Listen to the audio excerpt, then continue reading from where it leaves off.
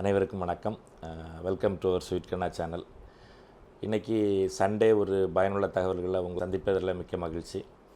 இன்றைக்கி நம்ம பார்க்கக்கூடிய டாபிக் வந்து ஒரு இன்ட்ரெஸ்டிங்கான டாபிக். அதாவது பொசசிவ்னஸ் அப்படின்னு சொல்லுவாங்க. பொசசிவ்னஸ்னால் என்ன, இந்த பொசசிவ்னஸ்னால் வரக்கூடிய பிரச்சனைகள் என்ன, அதை எப்படி நம்ம ஓரளவுக்கு சரிப்படுத்த முடியும் அப்படிங்கிறத பற்றி தான் நம்ம இன்றைக்கி பார்க்க போகிறோம்.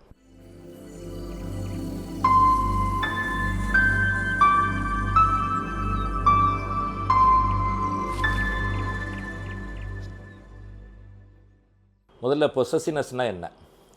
இந்த பொசசிவ்னஸ்ங்கிறது அதிக அன்பு அப்படின்னு கூட சொல்லலாம். அதாவது மிகையான அன்பு வந்து பொசசிவ்னஸ்ன்னு சொல்லலாம். அளவுக்கு அதிகமானால் அமிர்தமும் நஞ்சாகும் அப்படின்னு ஒரு பழமொழி சொல்லுவாங்க. ஸோ அதே மாதிரி அன்பு அதிகமான அன்பாக மாறும்போது அதை தான் நம்ம பொசசிவ்னஸ்ன்னு சொல்கிறோம். அது வந்து நிறைய பாதிப்புகளை உருவாக்குது.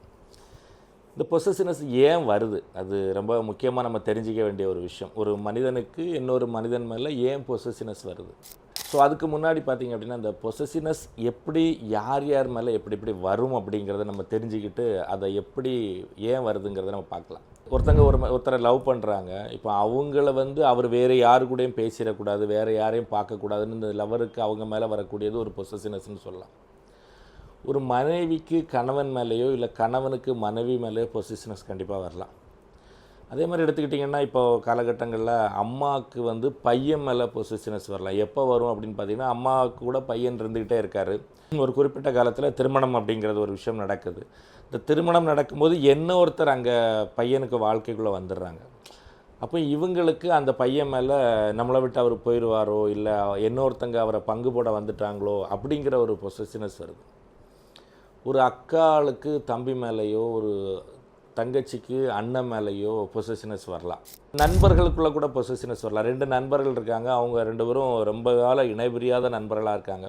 திடீர்னு பார்த்திங்கன்னா ஒரு நண்பருக்கு திருமணம் ஆகுது. இப்போ அந்த திருமணமான நண்பர் என்ன பண்ணுறாரு, தன் மனைவியோட நேரத்தை அதிகமாக ஸ்பெண்ட் பண்ணுறாரு, இல்லை இது பண்ணுறாரு. அப்போ இவர் என்ன நினைக்கிறாரு, இவ்வளோ நாள் நம்ம கூட இருந்து பேசிகிட்டு இருந்தார், இப்போ திடீர்னு பார்த்திங்கன்னா இது கூட ஒரு பொசசிவ்னஸ் நம்ம சொல்ல முடியும். ஸோ இந்த பொசசிவ்னஸ் வந்து எதனால் வருது அப்படின்னு பார்த்தீங்க அப்படின்னா, ஃபஸ்ட்டு பார்க்கும்போது வந்து ஒரு பயம், அன்செக்யூர்டுன்னு சொல்லலாம்.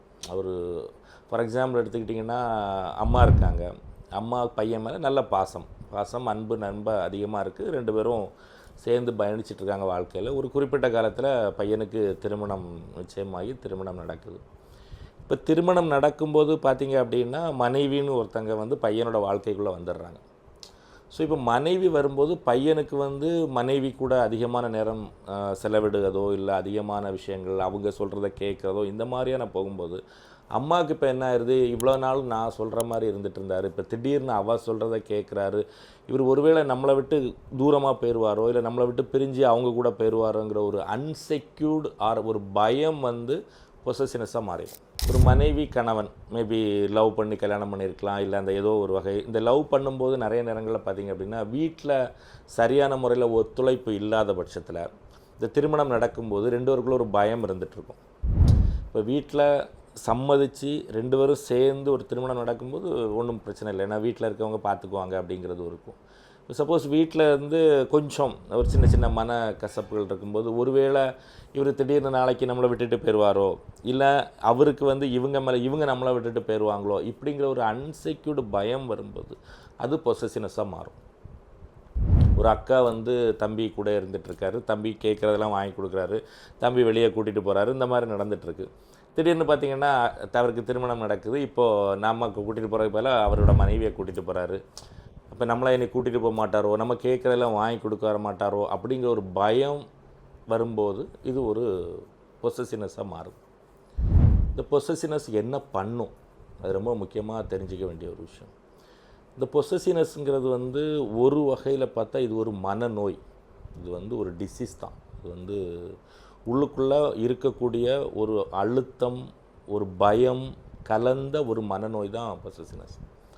இந்த பொசசிவ்னஸ் என்ன பண்ணும் அப்படின்னா, நம்ம ஆப்பனண்ட் யாரோ, அது ஆணோ பெண்ணோ, ஆப்பனண்ட் வந்து எந்த வகையிலையும் இன்னொரு நபர் கூட பேசவோ, இல்லை இன்னொரு இடத்துக்கு போயிடக்கூடாதுங்கிற ஒரு பயம் வரும்போது அவங்கள எந்த எக்ஸ்டென்ட்டுக்கு வேணாலும் இவங்க கஷ்டப்படுத்த தயாராகிடுவாங்க. எனக்கு கிடைக்காத பொருள் யாருக்கும் கிடைக்கக்கூடாதுன்னு சொல்கிற மாதிரியான ஒரு தாட் ப்ராசஸ் தான் அவங்களுக்கு இருக்கும். ஆனால் உண்மையிலே அப்படி ஒரு விஷயம் இருக்காது. இது ஒரு இமேஜினரியான ஒரு விஷயம்தான். ஒரு பையன் இருக்கார், அம்மா இருக்காங்க, அம்மா விட்டுட்டு பையன் போகிறதில்ல, அதுக்காக மனைவியை விடவும் முடியாது, புது வாழ்க்கையை வாழ்ந்துட்டுருக்காரு. அம்மா என்ன நினைக்கிறாங்க, மொத்தமாக இவர் போயிடுவாருங்கிற ஒரு பயம் வரும்போது அங்கே வந்து ஒரு சண்டையை உருவாக்குறதுக்கு வாய்ப்பு இருக்குது. இந்த சண்டை மூலமாக கணவன் மனைவிக்குள்ள பிரச்சனையை உருவாக்குறதுக்கு வாய்ப்பு இருக்குது. மனைவி மேலே இவங்களுக்கு ஒரு கோபம் வெறுப்பு வர்றதுக்கு வாய்ப்பு இருக்குது. இது மூலமாக அவங்க பிரிகிறதுக்கோ இல்லை அம்மா விட்டு பையன் பிரிகிறதுக்கோ ஒரு சண்டை வர்றதுக்கான மிகப்பெரிய ஒரு வாய்ப்பு இருக்குது. புது புது அர்த்தங்கள்னு ஒரு படம் பாலச்சந்தர் பண்ணியிருப்பார். அதில் வந்து இந்த பொசசிவ்னஸ் வந்து ரொம்ப அழகாக காட்டியிருப்பார். சம்டைம்ஸ் அதில் வர மாதிரி கொஞ்சம் ஃபேம் வரும்போது, கொஞ்சம் பாப்புலர் ஆகும்போது கூட தன்னை சார்ந்தவங்களுக்கு அவங்க மேலே ஒரு பொசசிவ்னஸ் வர்றதுக்கான வாய்ப்புகள் இருக்குது. இந்த பொசசிவ்னஸ் என்ன பண்ணும், ஒரு சின்ன சண்டையை உருவாக்கும். இந்த சண்டை ஒரு மிஸ் அண்டர்ஸ்டாண்டிங்கில் கொண்டு போகும்.